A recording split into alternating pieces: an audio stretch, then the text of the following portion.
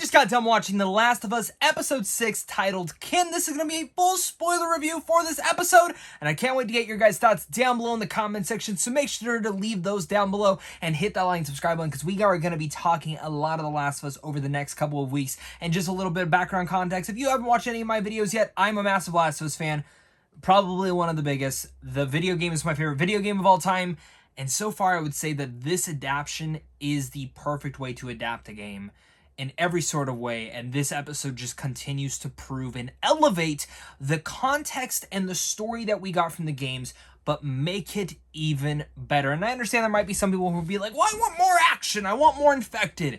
But in the end of the day, I think a lot of us need to remember is that The Last of Us is a story about Joel and Ellie and the people that they come across and how they truly affect their lives. And in the end of the day, The Last of Us is a story about hope and love and finding the light at the end of the tunnel once again, where if you want your action, The Last of Us Part 2 is going to be the one that definitely has, I feel like, a little bit more action once they dive into that storyline, whether in Season 2 or Season 3. But with that said, let's talk about this episode. Now, we knew from the previews that we were going to be getting a reunion with Tommy. We get that, and it was honestly more emotional than I expected.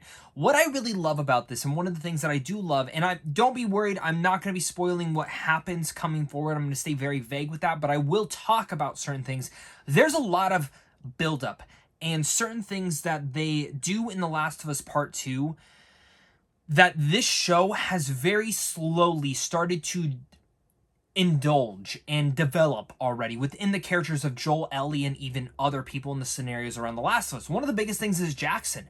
Jackson was, like, in the game, in the first game at least, was not already that established. Part 2, you get to see how established Jackson is.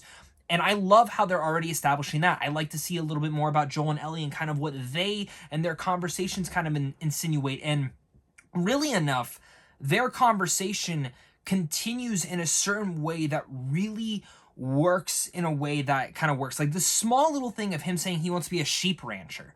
That ties into The Last of Us Part 2. There are elements in there and Easter eggs in there that are planted so specially that any conversation Joel and Ellie have in this season will tie heavily to The Last of Us Part 2 and certain conversations that will continue to happen in certain scenarios. So I love that. I also love how this kind of opens up, you know, they have these two older people, really sweet scene, kind of warning them, you know, if you go across this river, there's these people, which ties into, of course, once they get to Tommy and Maria and Jackson, is them saying, yeah, those are the people we kind of go against, which us as game fans know that's probably David and his Raider group, which I think they just ran into within the end of this episode. The other thing I love is how there's this unsettling thing of something going on with Joel's heart, which I don't think was a heart attack. I genuinely think it's a panic attack. Because the most smartest thing this episode does is when we get that conversation with Joel and Tommy. Very closely intertwined with what happened in the game. Tommy kind of hating Joel for what they had done. Tommy going to be a father. That was a little bit new, but we knew that was eventually coming. But also just like pretty much their argument there. But the biggest thing is Joel didn't say that Ellie was infected. Then it shifts back to Ellie and Maria. And there, you know, she finds out about Joel having a daughter, which adds that now I know why. This makes a lot more sense of the kind of guy that Joel is, and now I understand this element. So then you take all of that. You take all that creation, and you shake it up. Because, again, Tommy starts thinking, Joel kind of goes on his own, because after that conversation, again, he's having another panic attack, and they do the brilliant thing of seeing this girl from the back who has the same hair as Sarah. And it kind of puts in that perspective of then she has a kid, and, you know, all that's going through Joel's head is that's the life that Sarah should have had. And I love how reserved at first he was against Tommy. And I love when Tommy brings him the boots. And then they have that next conversation. And he opens up to him. Tells him, Ellie's immune. I saw her get bit. That was months ago. And she's still here. That's why we're trying to take her to the Fireflies. Opens up that Tess died, that this was her dying wish to get the kid to the Fireflies, and he's like, this is the last thing I will ever ask of you. This conversation was not in the game, and this is one of the best conversations and one of the best changes that they have done from the game thus far. This is the conversation that we absolutely needed in the game, and the fact that it actually opens up Joel showing a different light to people who are new to the Last of Us world, who don't know Joel's story, who doesn't know everything about Joel. This was the best conversation you could have had. And the way that it breaks down of why he's been so reserved is because he's been freezing up. He's getting older. He's getting slower. And what this girl needs is someone to protect her. He wants to make sure she makes it to her destination. And he's already lost one girl in his life, his daughter. He does not want to fail another person again. Because when Sarah died, in a way, he froze up. And that's one thing that we see here. And we see it, of course, enhanced with the dog. We see the one point where the soldier's shooting something and he didn't freeze up there, but what if he did? All of these things, all of these creations are building and building such emotional depth. And Pedro Pascal gives his best performance in this episode. I was trying so hard not to bawl my eyes out listening to him as he begs his brother to take her from him. And it all leads into that. And then it leads to the next great conversation where Ellie and him have a fantastic argument.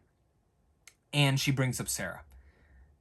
And I love how the lines were a little bit different from the game. Some of it was very close, some of it wasn't.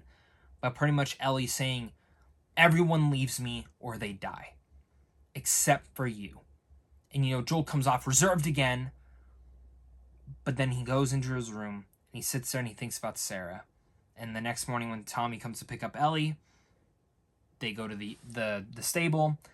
And Joel pretty much gives his choice to Ellie. And Ellie chooses him. Now, I think no matter what, I think Joel was going to give her that choice. But I think he knew indefinitely that he was there for a reason. It was for Ellie to go with him. To give her that choice. But in reality, I think we knew Joel was wanting to go with her. And they ride off. And they have some great talks along the way. But then they get to the University of Colorado. And go Bighorns, right? No fireflies. Nothing. And us as game fans knows what's coming up. Then they hear raiders. And they sneak out. And a raider comes up to them. And they fight. And Joel snaps his neck. But he got stabbed in the process very deeply. Gets on the horse. They start riding off. Ellie's shooting at the other raiders. They get away. We think we're in the clear. And he falls off the horse. And that's where the episode ends. Is Ellie saying, you can't do this to me. Leading into what will probably be one of the most emotional episodes next week as well. Which is the DLC Left Behind. And for people who don't know what DLC is, it's like add-ons to the story. This is next week's Ellie's episode. I don't fully expect for us to get more development and everything kind of going on. There's a possibility we could, but I'm very interested to see what changes they do from Left Behind and what they don't. But this is going to be Ellie's episode, Ellie's big episode that shows her past, her story, and just how we already know Joel's. And now we build up to where we know exactly where his mind frame is and keeping Ellie safe. And just seeing them joke around and seeing him smile with his brother, just so much emotions around that. But then moving alongside there and getting to this emotional point where Ellie is all alone once again. Left Behind is going to be one of the best episodes I think we could possibly get. And, it's a big change because as a game fan, I was waiting for him to fall on rebar. Because in the game, he actually falls off a thing and falls on a bunch of rebar. And it was shocking.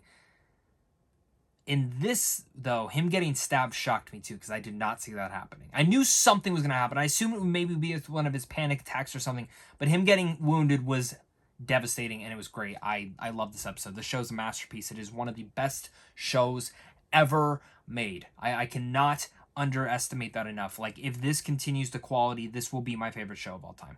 Hands down. So definitely let me know down below what your guys' thoughts are on this episode. Again, I'm just very pro for this. I can't wait for next week. And I can't wait to hear your guys' thoughts. So again, hit that like, subscribe button, comment down below your guys' thoughts. And again, thank you so much again for watching this. So of course, until next time, stay classy.